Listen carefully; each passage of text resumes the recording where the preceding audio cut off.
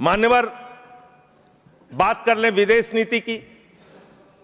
विश्व गुरु बनने की बात करते हैं प्रधानमंत्री जी, पूरे दुनिया में उनका डंका पीटा जा रहा है।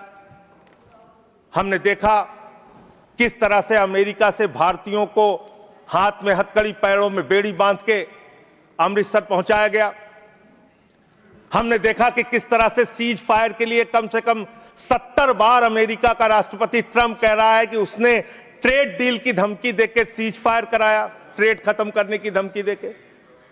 हमने देखा कि किस तरह से चीन यह कह रहा है कि वो सक्सगाम में निर्माण कार्य करेगा और आपकी पार्टी के दफ्तर में उनके प्रतिनिधि मीटिंग कर रहे हैं। उसी दिन वो बयान दे रहा है, बीजेपी के दफ्तर में वो लोग मीटिंग कर रहे हैं, उसी दिन चीन का बयान आ रहा है कि हम सक्सगाम घाटी में निर्माण कार्य करेंगे, पुल बनाएंगे, सुरंग बनाएंगे। आपकी विदेश नीति क्या है? बांग्लादेश में हिंदुओं की हत्याएं हो रही हैं, उस पर आप खामोश रहते हैं, चुप रहते हैं, बोलते नहीं है। आप किसी भी मामले में सामने मुखर होकर सामने आके स्पष्टीकरण नहीं दे रहे हैं। अभी एक एप्स्टीन फाइल की चर्चा हो रही है पूरी दुनिया में, उसके बारे में भारत के प्रधानमंत्री को आरोपित किया गया, उसके बारे में सरकार को स्पष्टीकरण देना चाहिए। तथ्य के कोई चीज को बोलना, मैं कह रहा हूं स्पष्टीकरण देना चाहिए। आपके पास कोई तथ्य है तो आप सर, अगर कोई मैं ये कह रहा हूं मान्यवर, संसद है, इसमें अगर आपके पास कोई स्पष्टीकरण तो देना चाहिए। अगर कोई आरोप लग रहा है, हमारे देश का अपमान है मान्यवर। इनके बोलने के बाद मैं आपको समय देता हूं। आप कैसा काम करना चाहते हैं? खत्म होने से बाद देता हूं। अरे भाई, आपके भारत के प्रधानमंत्री पे आरोप लग रहा है, आप लोग उस आरोप का जवाब नहीं देना चाहते।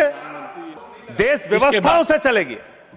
यहां बैठे हैं जावेद भाई, संभल के अंदर एक जज ने न्याय का फैसला दिया और उस जज का ट्रांसफर कर दिया जाता है। यह जुडिशरी की हालत आपने कर दी है, यह कर दिया आपने।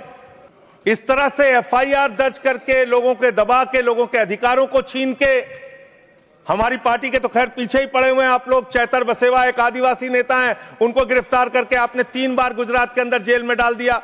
महराज मलिक हमारे विधायक हैं, उनको डाल दिया जेल में। हम लोगों को तो जेल भेज ही चुके। आप रोज मुकदमा लिखते रहते हैं, एफआईआर लिखते रहते हैं। सोनम वांगचुक को अभी भी आपने जेल में रखा हुआ है। तो एक के बाद एक लोगों को, विपक्ष के नेताओं को जेल में डाल के आप कैसे काम करेंगे?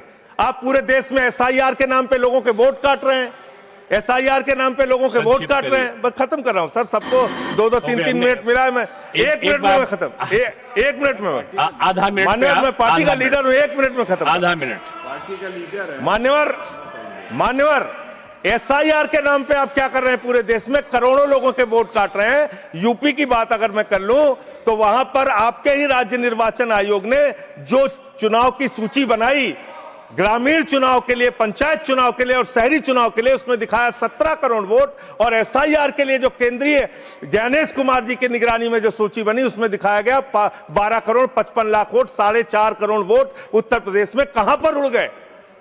और आप कह रहे हैं हर बूथ पे 200 वोट बनाएंगे तो 3.5 करोड़ वोट आप ऐसे ही बना लेंगे। तो एक बहुत बड़ा फ्रॉड है। एसआईआर में आप नेताजी के परिवार को नोटिस भेज रहे हैं।